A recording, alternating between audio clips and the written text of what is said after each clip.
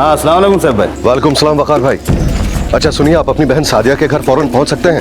सब खैरियत तो है ना साहब भाई? पता नहीं वकार भाई क्या बात है, बस सादिया भाभी का फोन आया था, बहुत टेंशन में लग रही थी, कह रही थी कि फौरन घर आ जाओ। ठीक है, मैं अभी निकलता हूँ।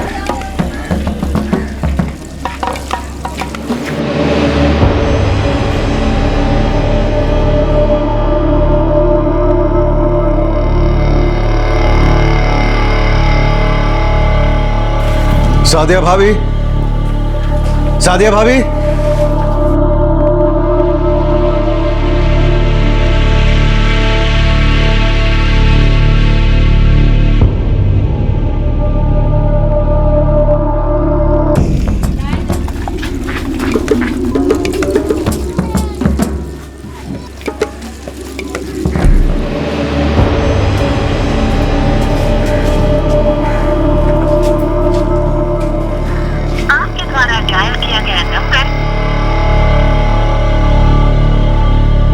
हेलो पुलिस स्टेशन साहब, जल्दी यहाँ जाइए, यहाँ कुछ हुआ है जी। यहाँ का एड्रेस है 12/145 मुदस्सर मोहल्ला, कोट मस्जिद, हजरत निजामुद्दीन।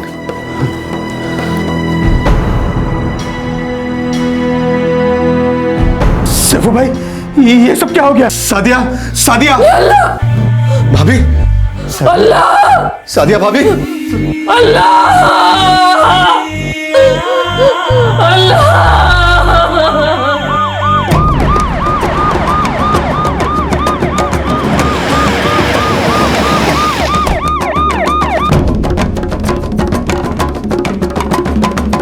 चलो हटिए।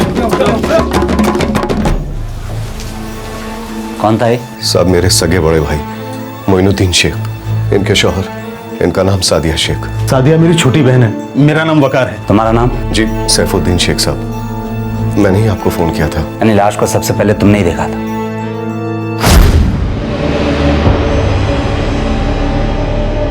जब मैं यहाँ पहुंचा तो देखा कि बाहर का दरवाजा खुला हुआ है।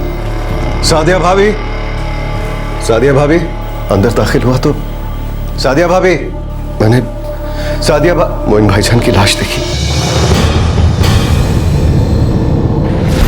साहब जब मैं इधर आया तो सादिया भाभी मुझे कहीं नहीं दिखी, मुझे लगा वो भी किसी मुसीबत में होंगी, तभी मैंने आप लोगों को फोन किया। मैं जब यहाँ आया तब साहब भाई आपको फोन कर रहे थे, तभी सादिया अंदर आई। तुम कहाँ गई थी सादिया जी? और क्या तुम्हारे शौहर घर पर अकेले थे? जी मैं तो बाजार गई थी तरकारी लाने, जब लौटी तो देखी कि सैफ भाई और वकार भाई यहाँ है और मेरे शौहर का कत्ल हो चुका है। मैं यहाँ आया तो साहब भाई पहले से यहाँ मौजूद थे। और साहब मैं यहाँ इसलिए आया क्योंकि सादिया भाभी ने खुद फोन करके बुलाया, बोली कि मामला अर्जेंट है, जल्दी मेरे घर पहुंचो। और मैं यहाँ इसलिए आया क्योंकि साहब भाई ने मुझे फोन करके यहाँ बुलाया था। अरे साहब आप ऐसे क्या देख रहे हैं साहब? साहब मैंने कुछ नहीं किया साहब, कसम खा के कह रहा हूं मैंने कुछ नहीं किया। और मैं भला अपने बड़े भाई को क्यों मारूंगा साहब?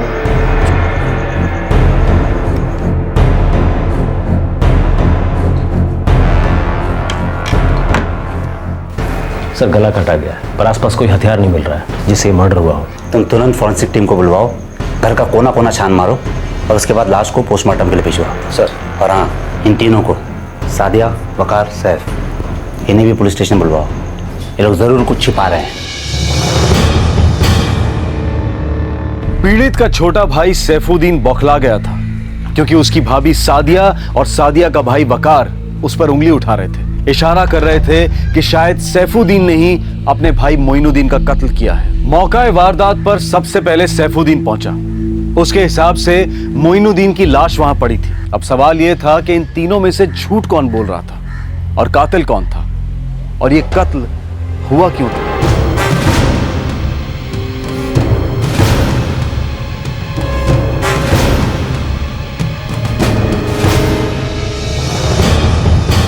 इस मर्डर में कोई साजिश है इंस्पेक्टर। वो कैसे ऑफिसर? विक्टिम का गला काटा गया है, लेकिन घर में कहीं भी कोई खून का निशान नहीं है, न दीवारों पर और न कहीं और। आप कहने का मतलब है कि क्राइम सीन के साथ किसी ने छेड़खानी की है? बिल्कुल की, किसी ने खून के निशानों को धोया। इस छुरे पर एक खून का स्पॉट है, बल्कि रसोई में भी कुछ बर्तनों पर खून के धब्बे पाए गए। बाथरूम चेक करें।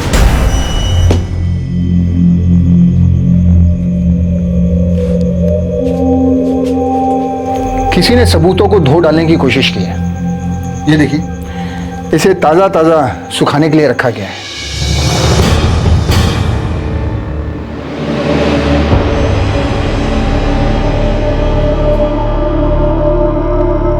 अगर मैंने मोइनुद्दीन भाईजान का कत्ल किया होता तो मैं खुद आप लोगों को क्यों बुलवाता? मैं वकार भाई को वहां क्यों बुलाता साहब? सैफुद्दीन, मैंने ऐसे कई क्रिमिनल्स देखे हैं जो अपनी बेगुनाही का रोना रोते हैं, जबकि असल में खुद ही कत्ल करके खून खून चिल्ला रहे होते हैं। साहब मेरा यकीन कीजिए, मैंने कुछ नहीं किया साहब। मैं तो मोइन भाईजान से मिलता भी नहीं था।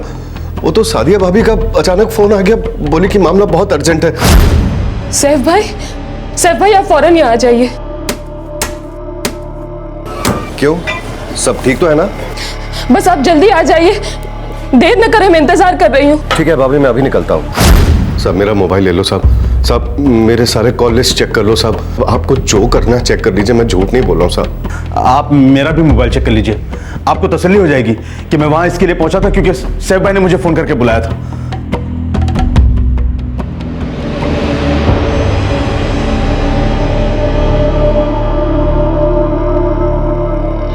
अपना मोबाइल दो।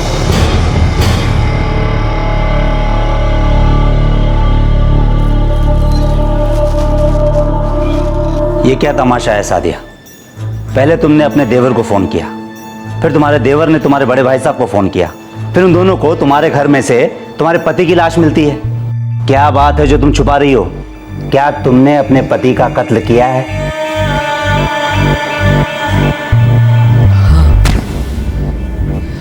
मैंने ही अपने शौहर का कत्ल किया, मार डाला मैंने उन्हें, क्योंकि मेरे अंदर बर्दाश्त करने की ताकत खत्म हो चुकी थी।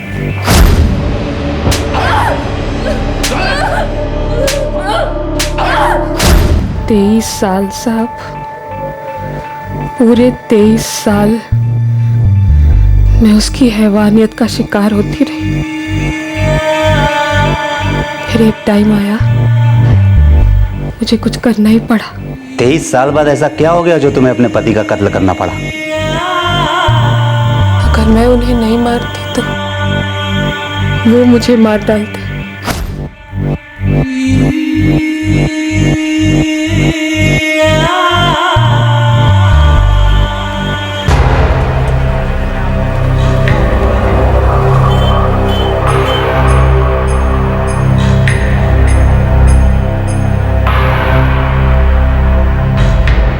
भाईजान, कहाँ जाओगे?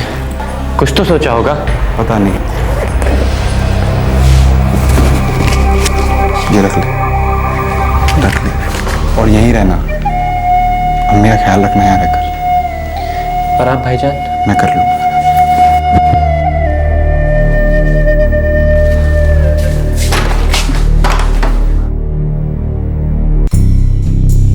सर, मोइनुद्दीन शेख का कत्ल इस चाकू से नहीं हुआ है।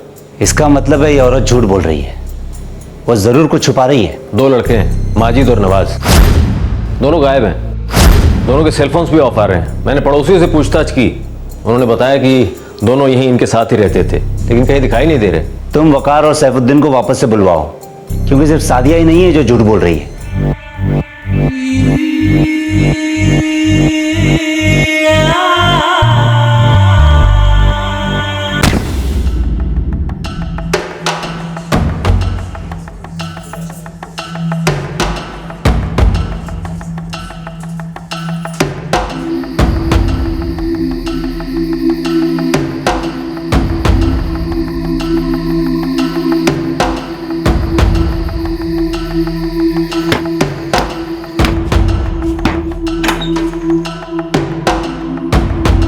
लड़कों की जिंदगी पड़ी है सामने, उन्हें बड़ा करना है, पढ़ाना है। आपकी ये शराब की आदत कैसे होगा बताइए? तू चला रही है घर। साला थके मांदे घर पे आओ, 2 रोटी भी सूखी नसीब नहीं होती। मटन गोश्त की तो बात ही छोड़ो, कभी दाल भी नहीं बनती। कसाई गोश्त मुफ्त में नहीं देता है, ना ही उधार पे। सब्जी वाला भी पैसे मांगता है जो मेरे पास तो कभी होते नहीं है। तो कैसे चलाऊं घर? है कोई जवाब? साला जब भी घर पे आओ किट पिट किट पिट किट पिट किट पिट, चैन से 2 रोटी भी नहीं नसीब होती। क्या हो रहा बे? कोई टीवी पे नाटक चल रहा है? चलो अपने कमरे में जाओ जल्दी। जो बना है गरम कर देती हूँ, खा लीजिए। जो बना है उसे गर्म कर और खुद ही खा ले। मुझे नहीं खाना, पहली बार कोई भूखे नहीं सो रहा हूं मैं। कल सैफू के यहां जाके खा लूंगा।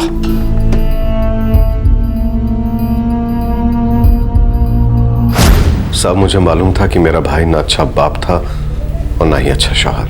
फिर 23 साल क्यों इंतजार किया तुम्हारे भाभी ने अपने शौहर का गला काटने के लिए? यही बात तो मेरी समझ में भी नहीं आ रही है साहब। हाँ मानता हूं कि वो सादिया भाभी को मारते थे, पीटते थे, पर उतना बुरा आदमी भी नहीं था साहब। जब उसकी शादी हुई, बाल बच्चे हुए, वो ईमानदारी से ही काम करता था। एक वक्त तो ऐसा था साहब कि मोइन भाई मेरे साथ ही काम किया करते थे।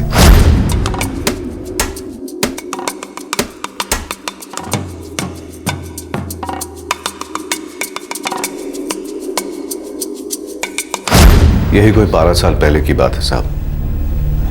मोइन भाई ठीक ठाक काम कर रहे थे, फिर पता नहीं कैसे उन्हें शराब की लत लग गई। पहले तो बस एक आधी पिया करते थे।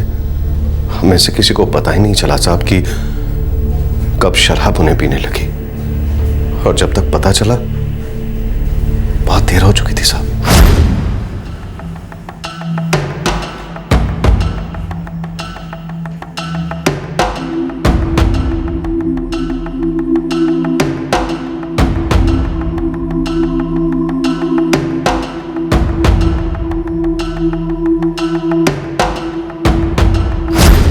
पिछले कुछ सालों में साहब वो घर पर कम और शराब के ठेके पर ज्यादा होते थे।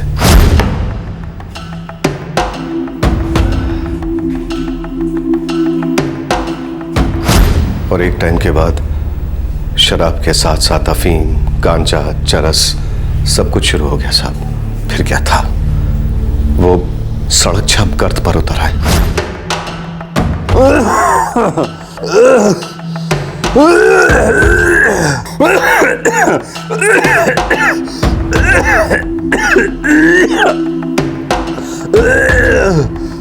क्या हो गया या अल्लाह, क्या हो गया? इतना क्यों खांस रहा है? क्या हुआ अम्मी? तेरे अब्बू की तबीयत बहुत खराब है। तू नवाज को फोन लगा। हाँ अम्मी, हम हाँ नवाज, तेरे भाई माजिद का फोन है घर से। हाँ तो और कितना मरेगा साला? जितनी जल्दी मरता हम सबके लिए अच्छा। नहीं, कुछ करने की जरूरत नहीं। ये नवाज के अपने बाप से नफरत करता था? अपनी अम्मी से बहुत प्यार करता था साहब। उससे उसकी माँ की जिल्लत, वो मारपीट, वो दर्द, ये सब बर्दाश्त नहीं होता था। महज 14 साल की उम्र में ही वो काम पर लग गया। क्या करता था? सादिया भाभी के भाई वकार भाई के होटल में काम करने लगा। मतलब वकार भाई ने ही नवाज को काम पर लगा दिया। नवाज के पैसे से ही घर चलता था। कम से कम सादिया भाभी और छोटे माजिद को 2 वक्त की रोटी मिल जाती थी साहब। और मोइनुद्दीन, उसकी कोई परवाह नहीं थी नवाज को? साहब वो सिर्फ अपनी अम्मी की वजह से अपने बाप को बर्दाश्त करता था, क्योंकि सादिया भाभी को उम्मीद थी कि मोइन भाई शायद कभी सुधर जाए।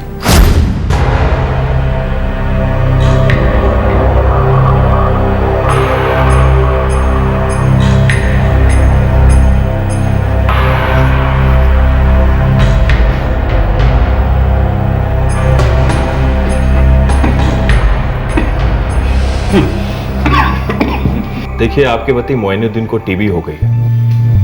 टीबी? जी हाँ, बीमारी पूरी तरह से फैल चुकी है और उनकी बॉडी बहुत कमजोर है, इसलिए वो बीमारी से लड़ नहीं पा रही है। नसों में खून कम, शराब ज्यादा डॉक्टर साहब। ऊपर से चर्सी है मेरा बाप।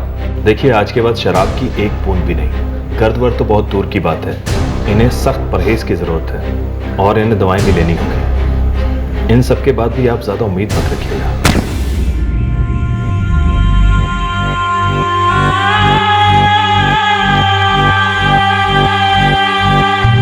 नवाज, 1000 दे दो बच्चा।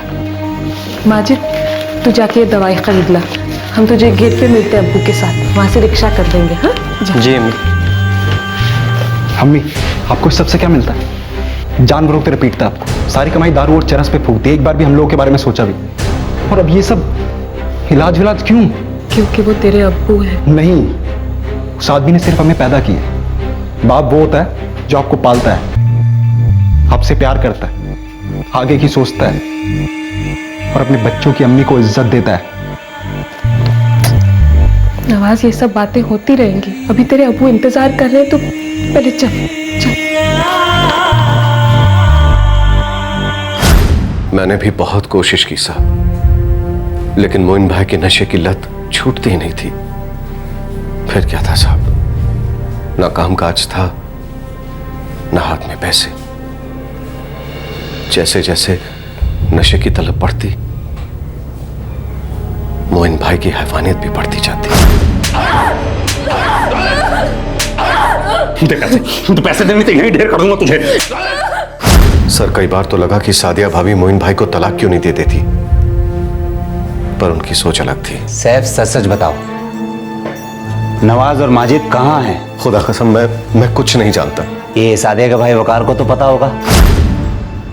नवाज तो उसके होटल में काम करता है। काम करता था साहब। नवाज 6 महीने पहले तक वकार भाई के होटल में ही काम करता था, पर 6 महीने पहले उसने अपना काम छोड़ दिया, खुद का धंधा शुरू कर लिया था नवाज ने। मस्जिद के पास उसने कबाब की टेकरी लगा दी।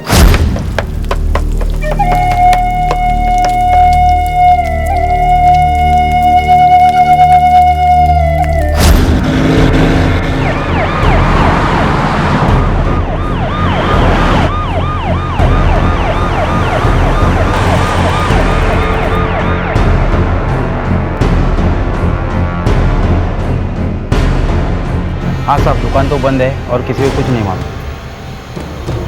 तुम्हें क्या लगता है कैलाश? सर, मैंने नवाज और माजिद की तस्वीरें सभी पुलिस स्टेशन में भिजवा दी है और खबरियों को भी काम पर लगा दिया है। पर वो दोनों लड़के फरार क्यों होंगे जब उनकी माँ खुद अपना जुर्म कबूल कर रही है, जब वो कह रही है कि उसी ने अपने शौहर का खून किया है? जाहिर है उनकी माँ ने ये खून नहीं किया। देखो सादिया, सबसे पहले तो तुमने अपने शौहर के खून का इल्जाम अपने देवर पर ढकेलने की कोशिश की, जिसमें तुम नाकाम रही। और हम ये भी जानते हैं कि तुमने अपने घर में चाकू से, जमीन से और यहाँ तक कि दीवारों से भी खून के धब्बे धोए हैं, पर उस कोशिश में भी तुम विफल रही, क्योंकि तुम अपने शौहर की लाश को तो छुपा नहीं पाई, लेकिन अब भी तुम जरूर कुछ न कुछ छुपा रही हो।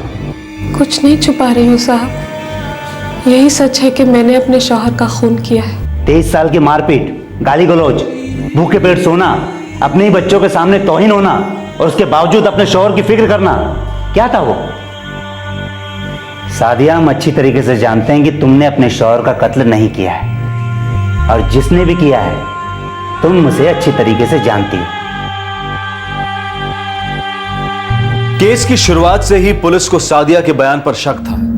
यह नामुमकिन लग रहा था कि 23 साल तक अपने पति के हाथों से अत्याचार सहने के बाद उसने उसका कत्ल कर दिया, और वो भी उसका गला काटकर। ऐसा नामुमकिन क्यों लग रहा था? क्योंकि हिंदुस्तानी औरतों में ऐसा बिहेवियर बहुत कम पाया जाता है। ज्यादातर औरतें हर दर्द का घूंट पी लेती हैं, सालों साल लाचारी के निवाले निकलती रहती हैं। सादिया के 2 बेटे थे, नवाज और माजिद, जो उससे बहुत प्यार करते थे, उसकी परवाह करते थे। उन्हें अपने शराबी और ड्रग एडिक्ट पिता के प्रति कोई सम्मान नहीं था, कोई स्नेह नहीं था। अगर कुछ था तो भयंकर गुस्सा और आक्रोश। बड़े लड़के नवाज की समझ के बाहर था कि आखिरकार उसकी अम्मी इस शैतान को क्यों झेल रही है।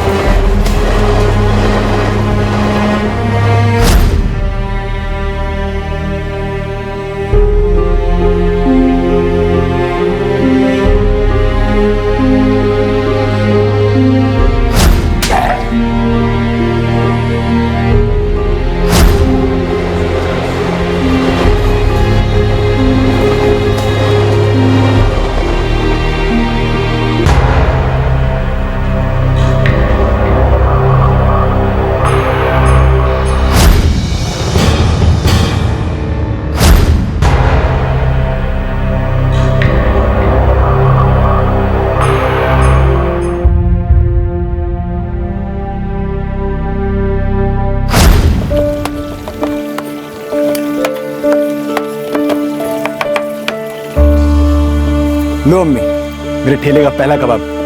माजिद, तू भी खा। अल्लाह मियाँ तुम्हें खूब बरकत दे, तरक्की दे। इंशाअल्लाह अम्मी, सब अच्छा होगा। बस कुछ दिनों की बात और है, अच्छा पैसा बचा लो, इसके बाद माजिद को हम सऊदी भेजेंगे काम पर। ये अकेला कैसे जाएगा वहाँ? अरे अम्मी, अबे बच्चा नहीं रहा, इसकी अच्छी नौकरी की सेटिंग करा दूंगा और जैसे ही बड़े नोट कमाएगा और बड़ा होता जाएगा। हाँ अम्मी, मैं जा सकता हूँ, मैं हर काम कर सकता हूँ। आखिरकार मुझे भी तो भाईजान की तरह कुछ करना है। अम्मी, वहाँ मामू जान के होटल पे कस्टमर मिला था, वो ना सऊदी में काम करता था। उसने मुझसे वादा किया है वो इसकी पक्की नौकरी लगवाएगा। उसका नंबर सब है मेरे पास। नवाज मेरी जान, तू इतना बड़ा कब हो गया रे? बस अम्मी, एक बार माजिद सेट हो जाए उसके बाद मैं आपको हज कराऊंगा। इतने सालों में आपने जितने बुरे दिन देखे सब भुला दूंगा।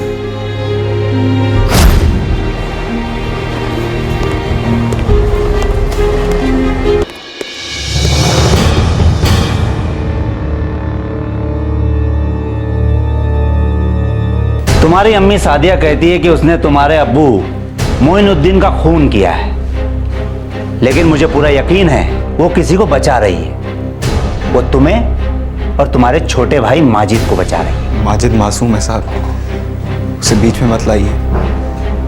अब्बू का खून मैंने किया। मैं खून अपने सर इसलिए ले रही है ताकि मैं बच निकलूं। तुमने तुम्हारे अब्बू का खून सिर्फ इसलिए किया क्योंकि तुम उससे नफरत करते थे, क्योंकि वो तुम्हारी अम्मी को मारता था। हाँ साहब, मेरे पल्ले नहीं पड़ता था कि मेरी अम्मी उस गंदे और घटिया आदमी के साथ अपनी जिंदगी क्यों काट रही, जबकि उसे सिर्फ एक ही चीज की परवाह थी, उसका नशा। हम लोग गरीब जरूर हैं साहब, लेकिन जिंदगी इतनी भी गई गुजरी नहीं थी। मैं कभी समझ ही नहीं पाया कि उस इंसान ने सब कुछ क्यों खराब कर दिया। वो किस हक से मेरी अम्मी पर गुस्सा निकालता था पीट पीट कर, किस हक से उससे पैसे मांगता था, किस हक से उसे गालियां देता था। और अम्मी तो सिर्फ उसके बाद भी उसके सारे हुक्म सर आंखों पे रखती थी। क्यों साहब, क्यों? अम्मी तुम इन्हें एक पैसे नहीं दोगी। दारू पीनी है, चरस फूकना है, घर से बाहर निकल जाओ, खुद पैसे कमाओ और खुद पियो। फिर तो तू इतना बड़ा हो गया कि अपने बाप से जबान लड़ाएगा? मैं बड़ा हो गया क्योंकि तुम छोटे हो गए। इतने छोटे तुम्हें एहसास नहीं हो तुम मम्मी के साथ क्या कर रहे हो। उन पे कितने भद्दे भद्दे इल्जाम लगा रहे हो सिर्फ नशे के लिए। मैं तो शैतान हूं, तेरी अम्मी फरिश्ता है। तभी हर रोज दोपहर को हूर बनकर कहर मर्दों का। अब वो एक अल्फाज और निकाला तो देख लेना। फिर मैंने देख लिया।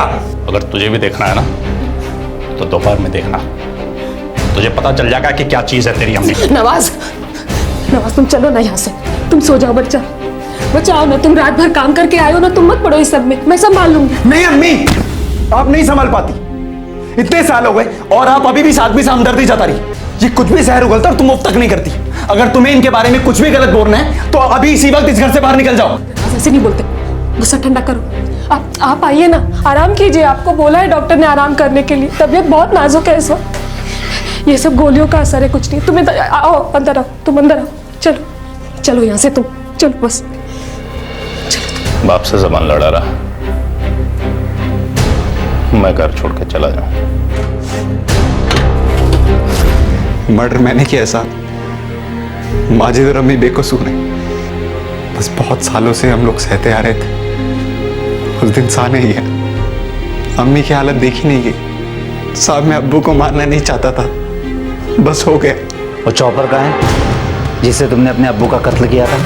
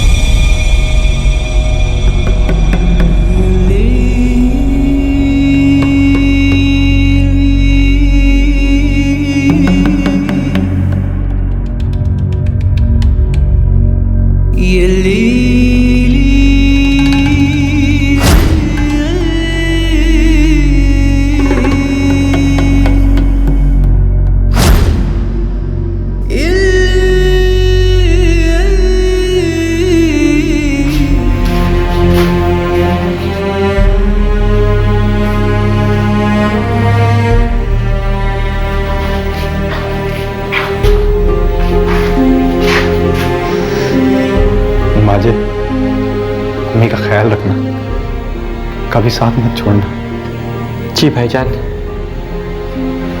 अम्मी, मुझे माफ कर दे। नवाज,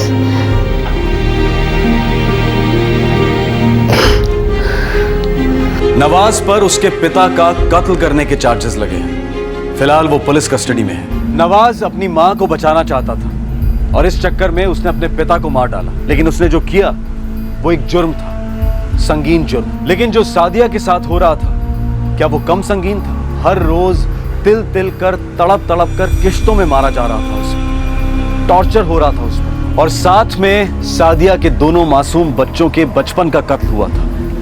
क्या वो कम संगीन था? शराब की लत, ड्रग एडिक्शन, ये मानो हर केस में ना सिर्फ एडिक्ट को खत्म कर देता है, बल्कि उसके पूरे परिवार को कुचल कर, जलाकर राख कर देता है। नशे की आग तबका नहीं देखती, जात पात, ऊंच नीच, अमीर गरीब कुछ नहीं देखती, बस जो लपेटे में आता है उसे फूंक देती है। ये आग अचानक नहीं भड़कती, शुरुआत होती है एक चिंगारी से। वो एक आध बार पीना, वो एक आध चिलम, रिलैक्स करने के लिए, टेंशन मिटाने के लिए, थकान मिटाने के लिए।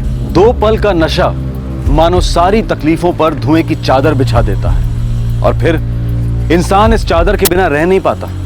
उसे भ्रम होता है कि नशा उसकी सारी तकलीफों को दूर कर देता है। ये चिंगारी धीरे धीरे भड़कती है, फिर आग बनने लगती है, लेकिन आग फैलने के हर पड़ाव पर यह दस्तक जरूर देती है कि बर्बादी होने को है। दुर्भाग्यवश शहरी जिंदगी के शोर शराबे में ये दस्तक सुनाई नहीं देती, और फिर बहुत जल्द बर्बादी दिखाई देती है। क्राइम पेट्रोल के मंच से हम अपने सभी दर्शकों से आह्वान करते हैं कि अगर आप खुद नशे के शिकार हैं या आपके इर्द गिर्द कोई नशे की लत में डूबा हुआ है, तो आपके लिए मदद उपलब्ध है।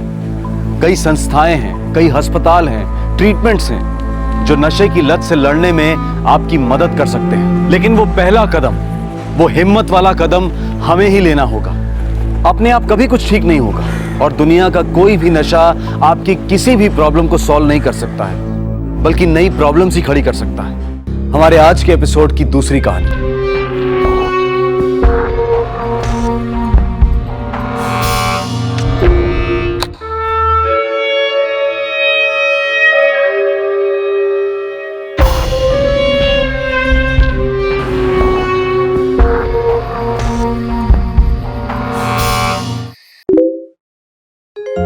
बहुत ही हेक्टिक दिन था, पर गुड फन।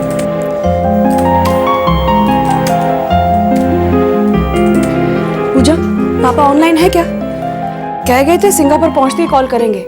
नो मम्मा, he is not online right now, और वो जैसे ही लॉग ऑन करेंगे मुझे लाइव ऑन चैट पे अलर्ट मिल जाएगा। ठीक है, जैसे ही ऑनलाइन आए मुझे बता देना, मैं किचन में हूँ।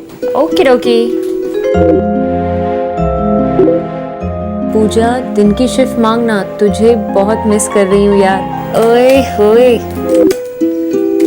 मामा जल्दी आओ, पापा ऑनलाइन है। ए पूजा, क्या हो रहा है?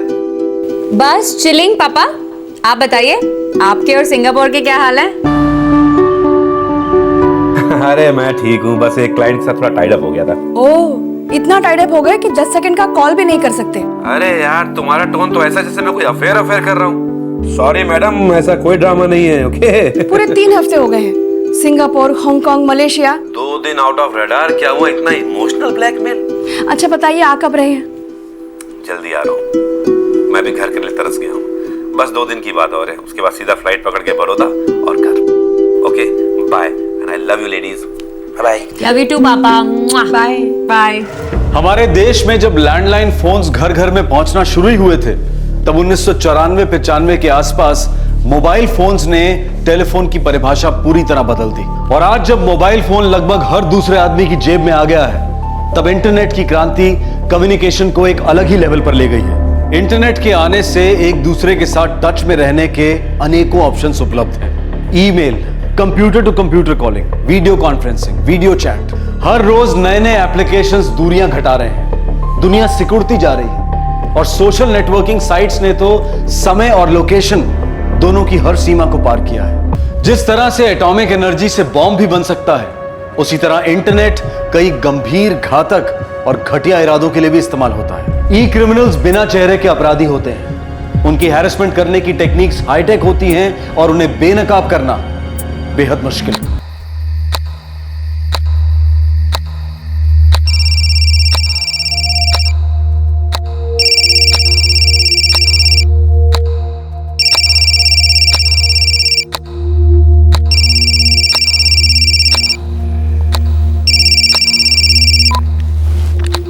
हेलो पूजा। हाँ कौन बोल रहा है? पूजा, हाँ मैंने पूछा कौन बोल रहा है? मैं अहमदाबाद से बोल रहा हूँ। आप हो कौन? रेट क्या है? सॉरी? अरे तुम एक रात का कितना लेती हो, जल्दी बताओ। Full night how much? Just who the hell is this? क्या बात है पूजा? पता नहीं माँ, रॉन्ग नंबर था। सो जाओ।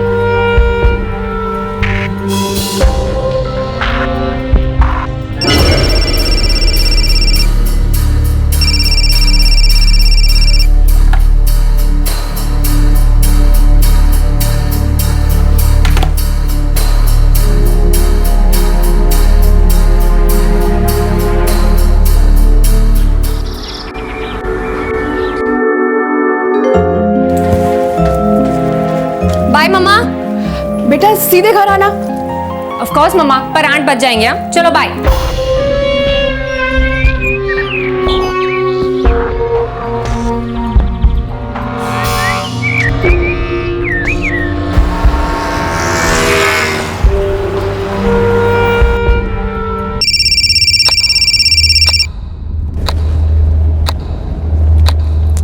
हेलो, कहाँ मिलोगे? ओह चीपस्टर अगेन। अगर हिम्मत है तो अपना नाम बताओ ना। मेरे नाम से क्या करना है, तू अपना दाम बता। ओ जस्ट शट अप। तुम हो कौन यू ब्लडी? ड्रामा क्यों कर रही है साली? पूरे पैसे दूंगा, वो भी एडवांस। बोल, सब कुछ करेगी ना? तुम्हें मेरा नंबर किसने दिया? तूने तो दिया था। अब देख, बोर मत कर, सीधे सीधे एक रात का बोल दे, मैं कोई तकाजा नहीं करूँगा।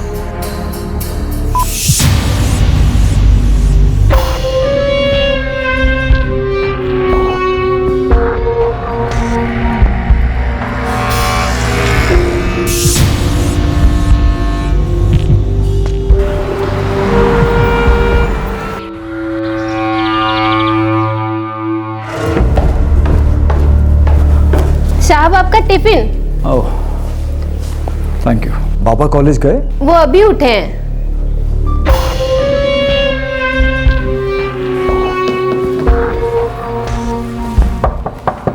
कौन है? बेटा कॉलेज नहीं गए?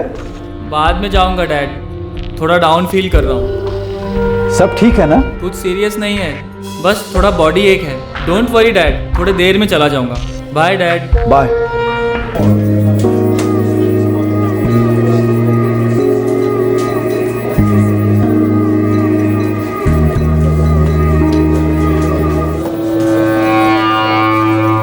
Hey, Pooja, day shift. Nice. All right, sir. Yeah. Hey Pooja, आज लंच विंताज मॉल में। यू नो व्हाट, वहाँ पे एक न्यू पिज्जा जॉइंट स्टार्ट हुआ है। Sure, okay. अच्छा सुन, शाम को मेरे साथ शॉपिंग चलेगी? Shoes, right? Dresses. Maybe shoes. Maybe both. Okay. And what about handbags? Yes. तो 3 घंटे का कितना? Just off, all right. घर से ऑपरेट करती हो या होटल में मिलेंगे? बोलो ना जल्दी। तुम हो कौन डैम इट? साली चिल्ला क्यों रही है? धंधा बंद कर दिया क्या? रेट बढ़ा दिया तो बोलना चाहिए था ना। और सुन, मेरे बॉडी पर कोई कांटे वाटे नहीं लगे।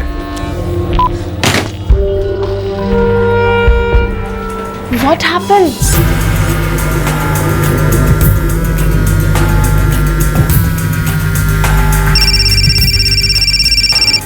God, I'm just sick of this now. What happened, Pooja? What's wrong with you?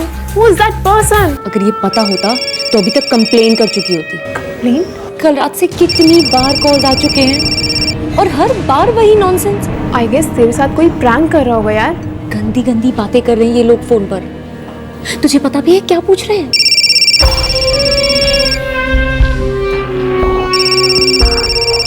इन्हें लग रहा है कि मैं प्रोस्टिट्यूट हूँ, call girl. This can't be a prank यार। गंदी चीप बातें, भद्दे प्रस्ताव। एकाएक पूजा के फोन पर कॉल्स की बौछार हो रही थी। अलग अलग जगहों से अलग अलग नंबर्स, सबके वही सवाल थे, कब और कहां मिलोगी और कितना चार्ज करोगी। देखते ही देखते पूजा को ढेर सारी ऐसी इंक्वायरीज आने लगी। पूजा बहुत डिस्टर्ब रहने लगी, वो इस सिचुएशन को हैंडल नहीं कर पाई।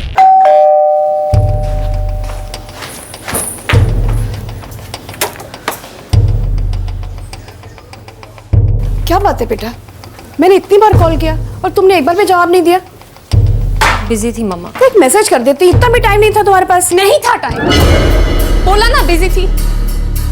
कॉल्स पर कॉल्स आ रहे थे पूरा दिन। आप फेस टू फेस बताओ क्या चाहिए मुझसे। पूजा, क्या बात है बेटा, क्या हुआ बेटा?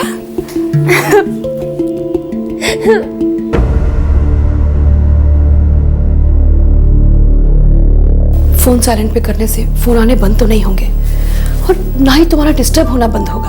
और मैं ये नंबर चेंज भी नहीं कर सकती मम्मा। पिछले 4 साल से यही मेरी पहचान है।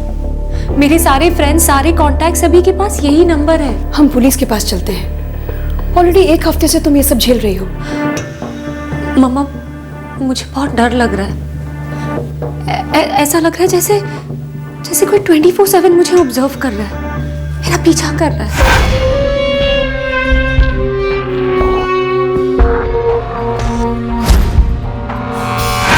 एक क्रीपी सी फीलिंग हो रही है, कहीं मन नहीं लग रहा, बस एक डर बढ़ता जा रहा है। बेटा, हमें पापा को सब बता देना चाहिए, वो ही हमें ठीक से गाइड करेंगे कि हमें क्या करना है। तुम्हारा कोई कांटेक्ट, कलीग या पुराना फ्रेंड हो सकता है? मेरा कोई भी फ्रेंड ऐसा काम नहीं कर सकता। बेटा देखो, ये जो भी है ना, ये तुम्हें जानता है। तुम्हारा नंबर मिला इसे कहीं से, शायद तुमने ही अनजाने में किसी को दे दिया हो। याद करो, ऑफिस के काम से किसी को या किसी फ्रेंडशिप वेबसाइट पर एक बार चेक कर लो।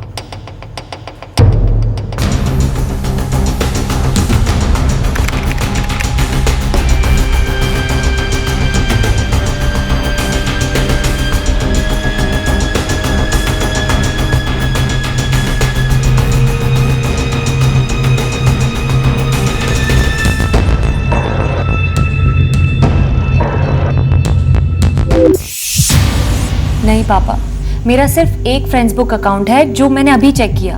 मैंने उसमें अपना नंबर डाला ही नहीं। देखो बेटा, ऐसा हो सकता है किसी ने तुम पे अपना गुस्सा निकालने के लिए तुम्हारा नंबर सर्कुलेट किया हो। आपकी कोई फोन आए ना, तो उससे ठंडे दिमाग से बात करो और उससे पूछो कि ये नंबर उसे कहां से मिला और किसने दिया है। ओके? और डरो मत। देखो बेटा, तुम्हें इसकी रूट तक पहुंचना है ना, तो ये पता लगाना पड़ेगा कि पहला लीक कहां से हुआ, इस चेन की शुरुआत कहां से हुई। पूजा, फोन उठाओ, डरो मत।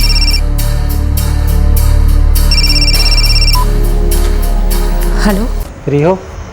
मिलना है तुमसे। पूजा है ना तुम्हारा नाम? हाँ।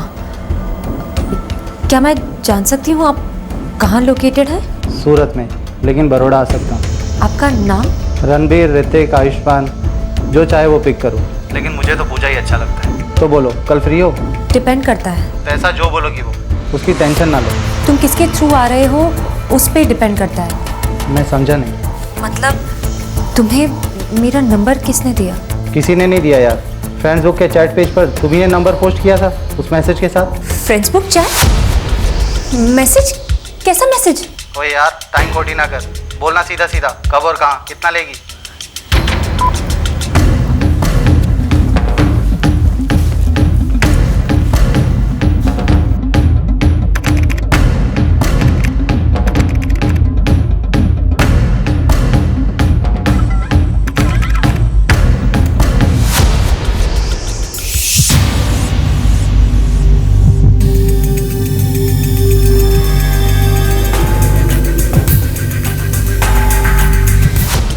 अनलिमिटेड फंड गारंटीड, पूजा।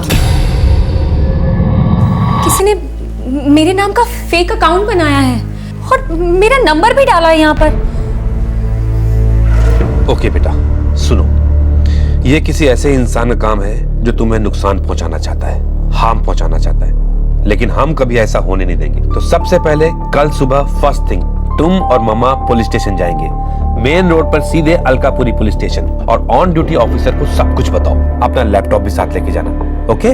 और डरना मत मेरी बहादुर बच्ची।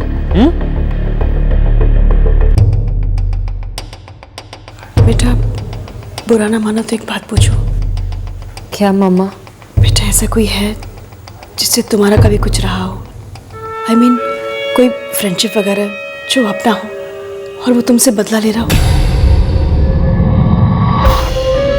टेक्नोलॉजी दो धारी तलवार है और इस तलवार की धार दिन ब दिन तेज होती जा रही है, लेकिन इस तलवार को इस्तेमाल करने वाला वही इंसान है जिसके वही बेसिक ह्यूमन इमोशंस हैं। गुस्सा, नफरत, जलन, ऑब्सेशन, दुश्मनी, ये सभी जज्बात आदि मानव से वाईफाई मानव तक बदले नहीं हैं, बिल्कुल वही है, सिर्फ इन फीलिंग्स को बयां करने का अंदाज बदला है। इस केस में कोई बहुत ही चढ़ा हुआ, गुस्से और नफरत में डूबा व्यक्ति पूजा पर अपनी विकृति का वार कर रहा था। आखिरकार ये आदमी था कौन? नो सर, मैं ऐसे किसी को नहीं जानती हूँ जो ऐसा कुछ कर सकता है। मुझे किसी पर शक नहीं है। इस आदमी को तुम्हारा फोन नंबर मालूम था, इससे जो कुछ भी तुम्हारे स्टेटस पेज पे लिखा, जाहिर है उसका इंटेंशन तुम्हें बदनाम करवाना था, तुम्हें परेशान करना था। अगर वो एक स्ट्रेंजर है, अनजान है, तो वो ऐसा क्यों करेगा? I don't know sir. मुझे तुम्हारे सेलफोन्स के सभी कॉन्टैक्ट्स की डिटेल्स चाहिए पूजा। जी। मैं तुम्हारे केस रजिस्टर करने के बाद इस केस को हमारी स्पेशल इन्वेस्टिगेशन ब्रांच को सौंपूंगा, जो साइबर क्राइम केसेस हैंडल करते हैं।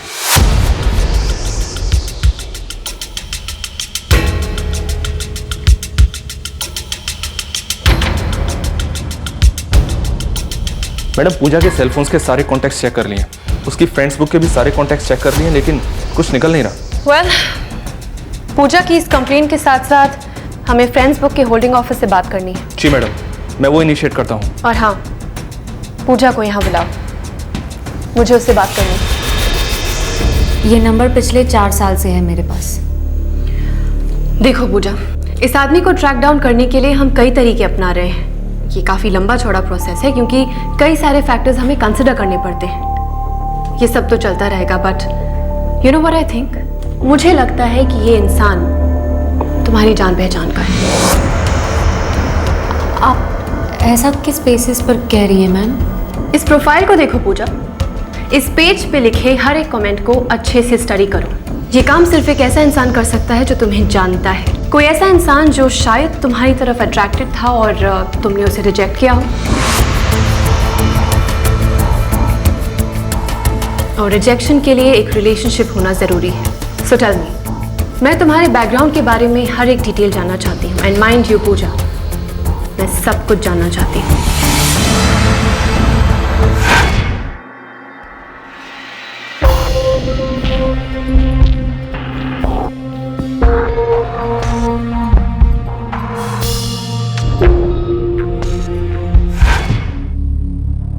मैंने 12th मॉडर्न कॉन्वेंट स्कूल से किया है। बड़ौदा में?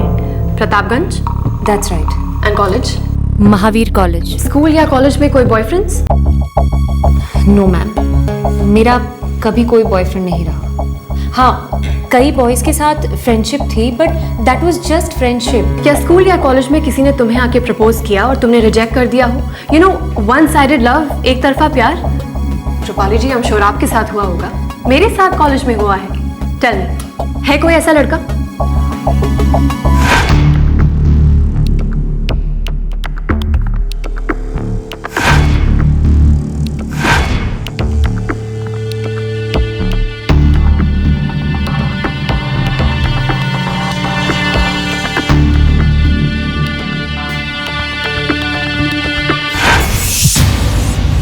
नहीं मैम, मेरे साथ ना ही स्कूल में ऐसा कभी कुछ हुआ और ना ही कॉलेज में। इनफैक्ट मैं बहुत श्योर हूँ कि उस टाइम में से कोई भी लड़का ऐसा कुछ नहीं करेगा मैम। तुम कॉल सेंटर में काम करती हो ना? जी। तो वहाँ कोई रोमियो, कोई देवदास, कोई ऐसा जिससे तुम्हारी लड़ाई हुई हो?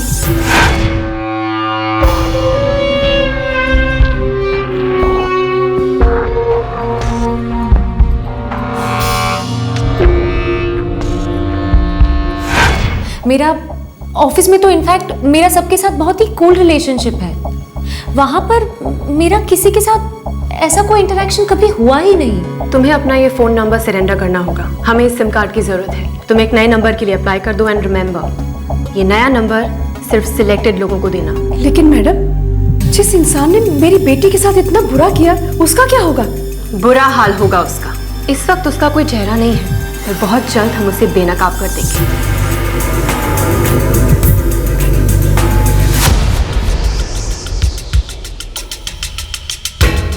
ये डॉक्यूमेंट्स फ्रेंड्स ग्रुप के हैदराबाद ऑफिस में पहुंचा दो। हमें इस फेक आईडी का सोर्स चाहिए, आईपी एड्रेस, डोमेन और नेटवर्क कनेक्शन। पूजा के सेल पर जो रैंडम नंबर्स आ रहे थे, मैंने उनसे बात की। उन सबका कहना है कि पूजा के फेक अकाउंट से उनको फ्रेंड रिक्वेस्ट आया था। आई एम श्योर ये जो कोई भी है जिसने पूजा का फेक अकाउंट बनाया है, ये मेंटली बीमार है।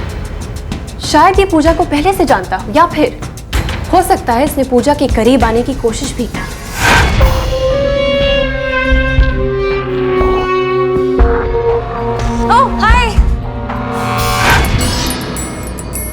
तो फिर मैडम पूजा हमें बता क्यों नहीं रही? शायद उसे जेन्युइनली कुछ भी नहीं याद है। हो सकता है कि वो इंटरेक्शन ऐसे ही हो गई हो, मीनिंगलेस, और उसके बाद उस इंटरेक्शन के बारे में पूजा ने कभी नहीं सोचा। पर सामने वाले के लिए पूजा के साथ वो ही इंटरेक्शन उसके दिमाग में घर कर गई हो। यू नो, एक तरह का ऑब्सेशन।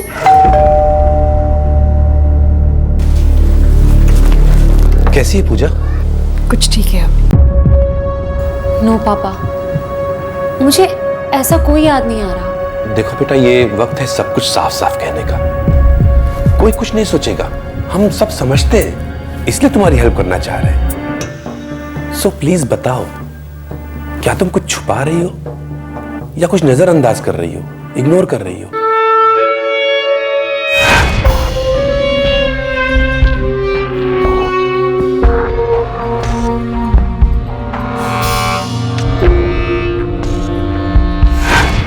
नहीं पापा, मैं आपसे कुछ नहीं छुपा रही हूँ, मैं सच कह रही हूँ। मेरा ऐसा कोई दोस्त नहीं रहा जो इतना डरपोक हो कि मेरे पीठ पीछे ऐसी हरकत करेगा। बेटा, मुझे क्यों ऐसा लग रहा है कि कुछ गड़बड़ है? कोई गड़बड़ नहीं है डैड, जस्ट चिल। तुम्हारा कॉलेज कैसा चल रहा है? अच्छा चल रहा है dad.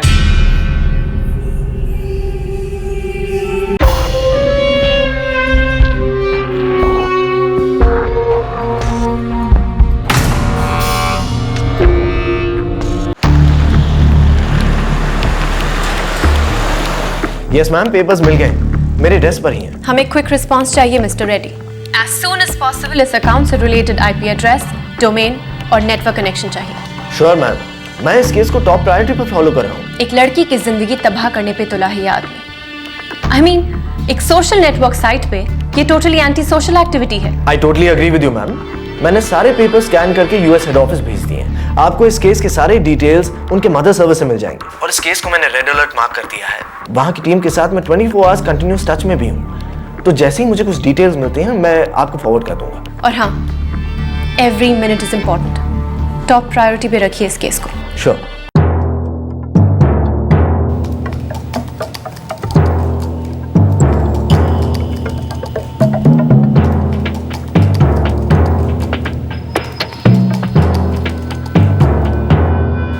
That's him.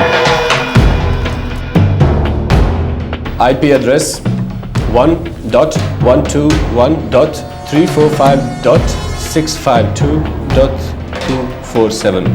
Domain resta.nnbs.in. Connection ID 659x789465547. It's a Wi-Fi.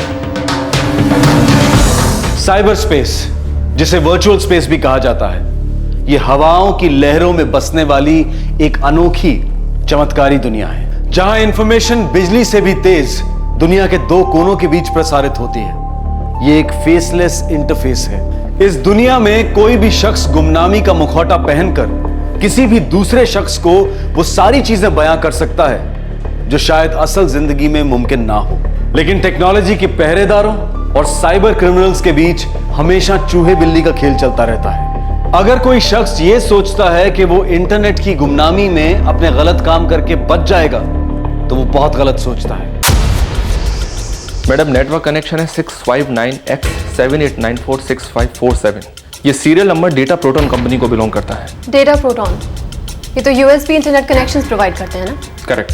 तो इस कंपनी को आईपी एड्रेस और डोमेन डिटेल्स भेज देते हैं। वो इस सोर्स को ट्रेस कर पाएंगे कि किस यूएसबी यूजर ने इस पेज को क्रिएट किया था। तुम तुरंत ये डिटेल्स डेटा प्रोटॉन को फॉरवर्ड कर दो और उनसे कहो कि ये इन्फॉर्मेशन हमें अभी के अभी चाहिए। डिटेल्स ऑलरेडी मैंने भेज दी हैं। उनका हेड ऑफिस मुंबई में है, मैं उनके ईमेल का वेट कर रहा हूँ।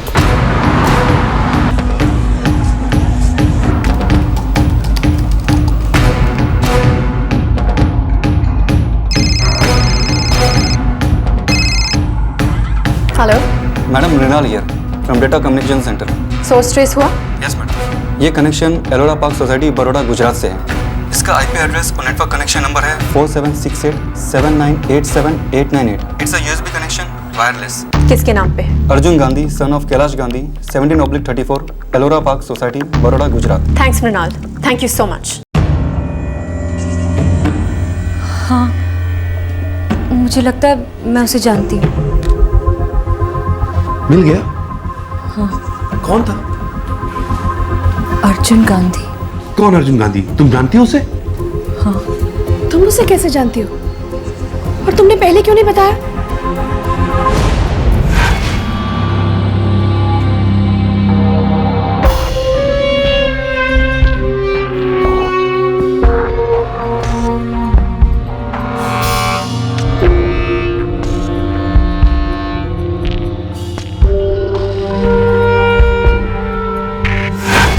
स्कूल में मेरा क्लासमेट था, फिर अचानक स्कूल छोड़ दिया।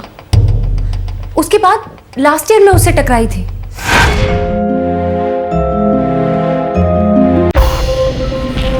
हाय Pooja. Hi. Arjun Gandhi, modern convent school, Nitin के साथ था मैं, पहचाना? Oh yes yes of course, Arjun. I am so sorry, मैं पहचान नहीं पाई। Why don't you pull a chair? Oh cool. I am really sorry, I just couldn't place you. और व्हाट्स अप, व्हाट्स हैपनिंग? सब ठीक है, तुम्हें देखकर बहुत अच्छा लगा। Well same here, it's been ages ना। रियली। और आजकल क्या कर रहे हो? Law, government college of law से। तुम स्कूल के बाद महावीर कॉलेज गई, राइट? या। इंग्लिश लिटरेचर से मेजर किया और अब कॉल सेंटर में जॉब कर रही हो, है ना? वाओ, तुम्हें तो सब कुछ पता है। नॉट रियली, बस इतना ही पता है। वैसे आगे क्या प्लान्स है? वेल, कॉल सेंटर का जॉब तो टेम्पररी है, एमबीए करने का सोच रही हूँ। गुड। बस इतना सा ही इंटरेक्शन हुआ था, हमने टच में रहने की बात की, उसने मेरा नंबर भी लिया, पर उसके बाद कभी कोई बात नहीं हुई। अब मेरी समझ में आ रहा है पापा, वो ना बिल्कुल शाई टाइप का लड़का था स्कूल में। मुझे कभी कभी बात करने की कोशिश करता था, पर मैंने अपनी तरफ से हमेशा पोलाइट फ्रेंडशिप रखी थी। उसे कभी कोई एनकरेजमेंट नहीं दी। इनफैक्ट उसने खुद भी डायरेक्टली कभी कुछ नहीं कहा। I don't believe this. पापा, इसमें मेरी तो कोई गलती नहीं है ना? मैंने कुछ भी नहीं किया था। नहीं बेटा, नहीं, इसमें तुम्हारी कोई गलती नहीं है।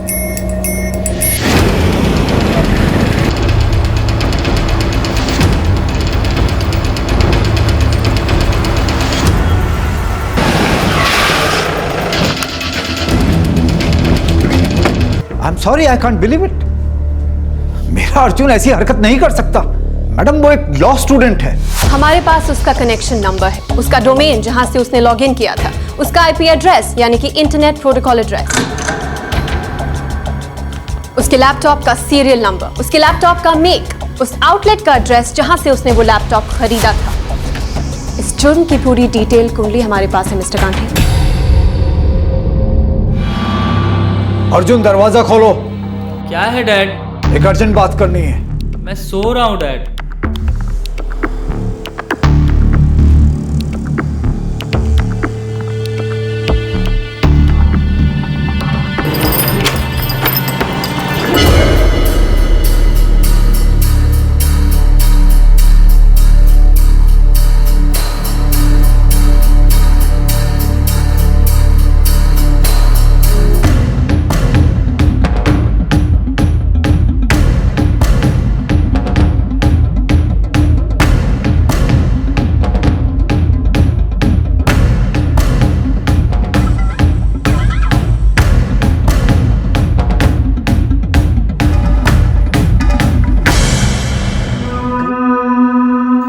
पूजा से ऑब्सेस्ड थे, उसका ख्याल अपने दिमाग से निकाल नहीं पा रहे थे, राइट? मैं उससे प्यार करता था। रियली?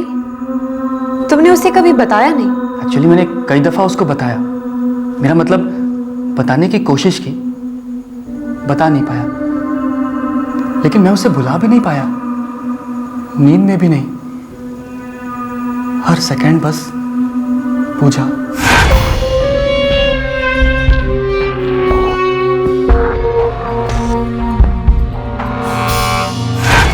वो फीलिंग्स इतनी स्ट्रांग थी कि मैं उससे बात भी नहीं कर पाता। मुझे लगा कि शायद वो मेरी फीलिंग्स को फील करती है, लेकिन फिर लगा नहीं फील करती। कई बार मुझे लगता कि वो मुझे लाइक करती है, बस कहना नहीं चाहती, लेकिन फिर फाइनली सच समझ में आया, वो मुझे लाइक नहीं करती, वो मुझे इग्नोर कर रही थी, रिजेक्ट कर रही थी। लेकिन क्यों रिजेक्ट कर रही थी? मैंने कोई उससे इंडिसेंट बात की? नहीं बात की इंडिसेंट। मैंने कभी उससे कोई बदतमीजी की? No, never. फिर वो मुझे क्यों रिजेक्ट कर रही थी? अब उससे ज्यादा हमेशा ये ख्याल रहता कि उसने मुझे क्यों रिजेक्ट किया।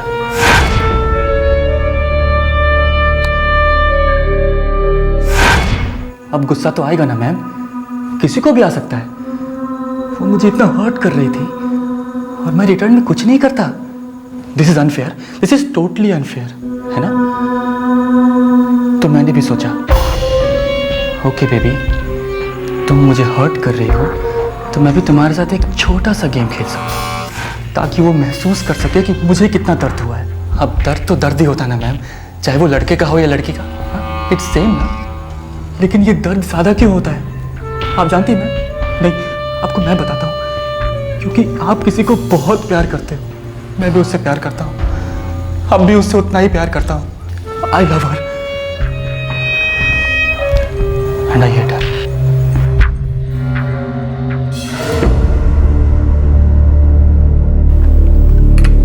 हे पूजा, चिंता मेरा बच्चा, बुरा सपना खत्म हो गया है। पता नहीं पापा, I am still so shocked. कोई इस हद तक कैसे जा सकता है पापा? बस अब मैं कभी किसी सोशल नेटवर्किंग साइट पर नहीं जाऊंगी। इतने एक्सट्रीम्स में जाके नहीं सोचते बेटा। देखो बेटा, अर्जुन ने जो भी किया है ना, वो ना तो साइबर स्पेस की गलती है और ना ही सोशल नेटवर्किंग की। वो एक मेंटली बीमार लड़का है। उसके दिमाग में एक वर्चुअल दुनिया है, एक मनगढ़ंत दुनिया, जिसमें वो कैद है। बेटा, जब इंटरनेट नहीं था तब भी इस तरह के सिरफिरे होते थे, हाँ, पर डैमेज थोड़ा कम होता था।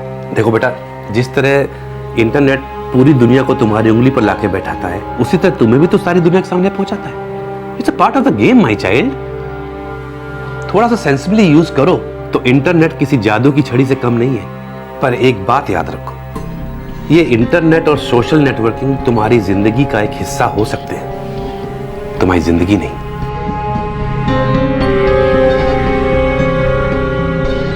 अर्जुन इस वक्त पुलिस कस्टडी में है। साइबर लॉज और हैरेसमेंट की रेगुलर आईपीसी की धाराएं उस पर लागू होंगी। अब हम ये नहीं कहेंगे कि आप अपना मोबाइल नंबर किसी को ना दें, क्योंकि ये जानना नामुमकिन है कि कौन उसका दुरुपयोग करेगा।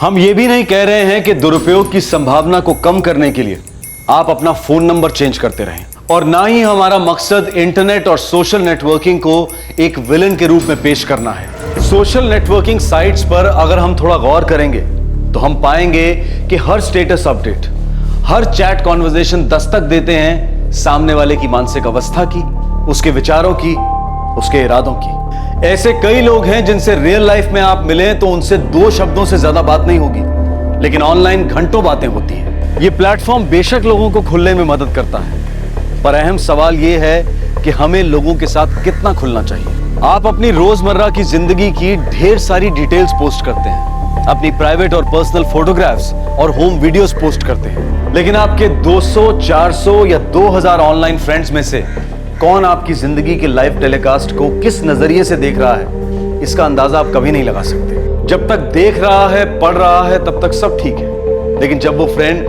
फेसलेस मोड में जाकर आपको हैरेस करने लगे, आपका बुरा चाहे, तब वो दस्तक होती है कि हमें सावधानी बरत लेनी चाहिए। अपने इंटरनेट और सोशल नेटवर्किंग साइट्स की सिक्योरिटी को टॉप प्रायोरिटी पर रखें। बच्चों को सोशल नेटवर्किंग साइट्स पर अकाउंट ना खोलने दें। और सबसे जरूरी बात, एंटर बटन दबाने से पहले हमेशा एक बार गौर करें कि क्या यह तस्वीर, यह कमेंट अपलोड होना चाहिए। इंटरनेट के फल को रिस्पॉन्सिबली एंजॉय करें, निडर होकर इस्तेमाल करें। साइबर क्रिमिनल भले ही जितना भी चालाक हो, साइबर पुलिस उससे एक कदम आगे है। इस तरह के और भी एपिसोड देखने के लिए हमारे चैनल को सब्सक्राइब करें और बेल आइकन दबाना ना भूलें।